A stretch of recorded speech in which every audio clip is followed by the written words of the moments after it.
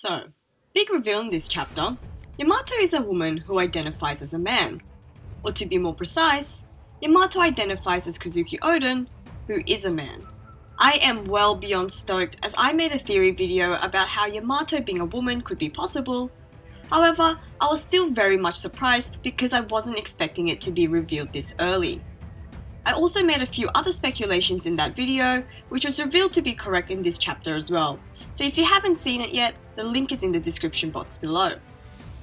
Before we continue, I would like to thank everyone who watched said theory video, as it became my most watched video so far in my young YouTube journey, and all the kind words and positive responses were all nice to see, and it truly warmed my heart.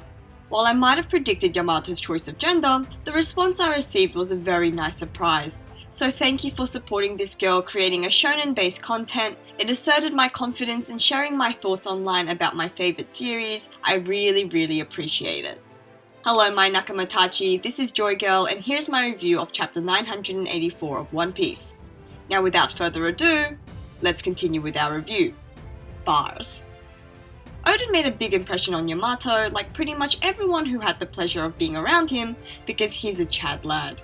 But unlike most people who admired Oden, even some devoting their lives to following him, Yamato had another level of idolization in that Yamato told her father Kaido that she wants to be Kozuki Oden himself, which of course understandably upset the Yonko because not only did his own child want to be someone else, but that someone else is his enemy, or more likely because Oden is perceived by many as a symbol of strength, which seems to be what Kaido wants to be. He is considered the strongest creature in the One Piece world after all, and for his own child to overlook that and admire someone else for the very same reason, well, ain't that a kick in the head. In fact, Kaido was so upset by this that he apparently clobbered Yamato. I personally think the unofficial translation had more of an impact, which said Kaido beat the living hell out of Yamato. Yikes. Unaware that the Scabbards are alive, Yamato mentions to Luffy that she wants to join forces with him to reopen Wano's borders, which she read in Oden's journal that she found in Kuri after witnessing his execution. These three were also part of my theory video, but anyways, this journal became Yamato's Bible, much like how One Piece became my Bible after being introduced to this series. Man, I love One Piece. To Luffy's shot, Yamato mentions that he reminds her of his brother Ace. After this reveal, I stand by my theory that Yamato took Ace's name as an alias, which would match the theme of the Beast Pirates, or perhaps she already represents Ace in a sort of symbolic way. Now, I'm not usually one that tries to predict who the next Straw Hat member will be, because at this point it's really hard to predict who Oda will pick, but this time I am on board with Yamato for Nakama.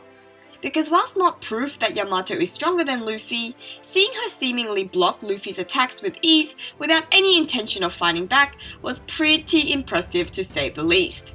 Talk about a powerhouse. Speaking of powerhouse, the Tobiroppo are tough. Other than page 1 suffering a loosened jaw, he and Ulti were shown getting straight back up after seemingly being knocked out in the previous chapter.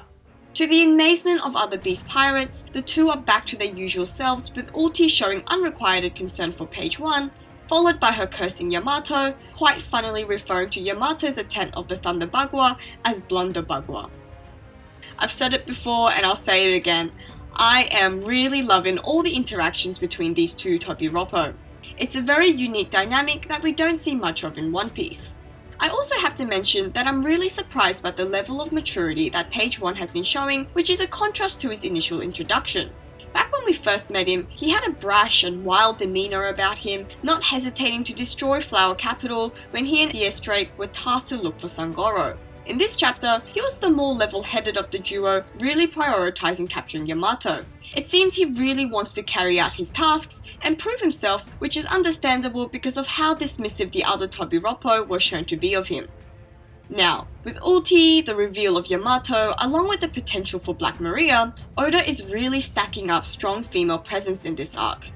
Not to mention the second strongest, if not the strongest character currently in Wano is the Yonko Big Mom, so this is quite refreshing. Moving on to the part of the chapter I enjoyed the most, we see Robin and Jinbei heckling and playing along with other Beast Pirates. With everything going on in One Piece right now, this was something really unexpected. I love that Robin was not past acting goofy, because whilst previously in Thriller Bark she refused to join in on the rowboat action, she's willing to go along here if it's for the right cause to maintain their cover. Knowing her previous role as a spy, it adds another layer to the act, playing a role that is quite different to personas she usually portrays. Also, her dialogue here is very Robin, very gory, very dark, and seeing her like this was just super fun. And what's going on with Jinbei's sunglasses? Along with these two, a number of the Alliance who successfully infiltrated the banquet are also present during Orochi's speech, and they too are painfully trying to hide their concern for Momonosuke's safety. But amidst all of this, there is one figure seen tightly gripping a sword as if getting ready for battle. Could this be just another member of the Alliance, or someone important to this arc? I might have some ideas as to who this could be. Another theory video perhaps? Next up, I would like to talk about the double page spreads. We got not one, not two, but 3 double page spreads this chapter.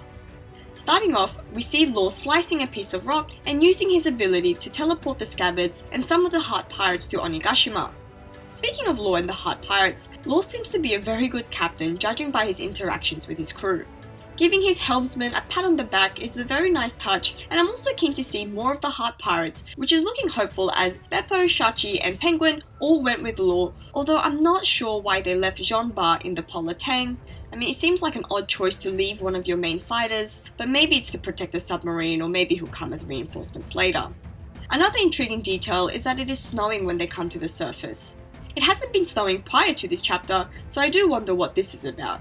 Anyways, the Polar Tank goes back under while everyone with Law is transported to the island, landing right at the steps of Kaido's castle. This is swiftly followed by Nekomamushi landing on his head, which was quite amusing as cats land on their feet. But Neko is not alone because, as we know, he is with Marco, and making up the chapter's second double page spread, Izzo has now been finally shown in full, and he is looking badass. This was the golden moment of the chapter for me. From his stance, his gloves, and the new scar above his right eye, which I assume he got during the Payback War, everything about his arrival looks damn cool. He has a touching reunion with Kiku, which is quite nice because if you think about it, these two haven't seen each other since Oden first left Wano, and that's a long time to not see your family, even the ones you don't like. And Neko now has a gun hand? Nice. I wonder who put that gun on his arm. Maybe it's the mysterious figure we were shown interacting with them back on the ship, which we can now confirm is not Izzo, seeing as the kimono patterns don't match what he's wearing in this chapter. Also, I know it's highly unlikely and it's not befitting his personality, but I'm really hoping Inuarashi replaced his leg with something as well. I'm hoping for a bazooka, because that would be cool. Marco mentioned seeing a shadow on the seas, and as far as we know, Perospero is the only person en route to Onigashima, but I'm not counting out it being someone else. I'm not sure what Oda is doing here, taking Marco out of the main battle, but perhaps this is an excuse to use him as a last-minute reinforcement later on, which is what many of us expected him to be prior to his exciting, but in my opinion, premature arrival. And last but not least is the final double page spread with Kaido, who accompanied by his calamities interrupted Orochi's show to the shock of the low-ranking beast pirates, not because they weren't expecting him to come, but just his presence alone is enough to send shivers down his subordinate spines. I mean, he is Kaido. A couple of things intrigue me in this spread. One is how massive Jack is, who is actually the largest of the calamities and shown to be even bigger than Kaido. The other was Kaido announcing the new Onigashima project. When I initially read the unofficial translation, which called it the Onigashima Initiative, I thought to myself that it looks like Kaido doesn't merely rely on brute force. On top of his overwhelming forces, Kaido seemed to be taking a measured approach to counteract the planned ambush. But upon reading the official translation, it seems more likely that Kaido is making the announcement that he mentioned from before. Brains and Brawns always makes a scary combination, especially when Brawns is someone as individually powerful as Kaido. This panel really made me wonder how the Alliance is going to beat him. And this brings us to the end of the chapter review. Overall, I would say 984 was a great chapter. There was a bit of everything I enjoy about One Piece, from the action, the comedy, the tears, even some mystery and a cliffhanger. It continued the setup for the battle to come, which is building up to be an epic affair. There is another break this week, but after all the information and level of detail in this chapter, I do think that Oda deserves it. As always, please leave your thoughts on the latest chapter by commenting below so we can discuss together as we struggle through another break. Please also subscribe so that you don't miss out on anything, as I will continue obsessing over One Piece as we wait another week. This was Joy Girl, and I'll see you again soon.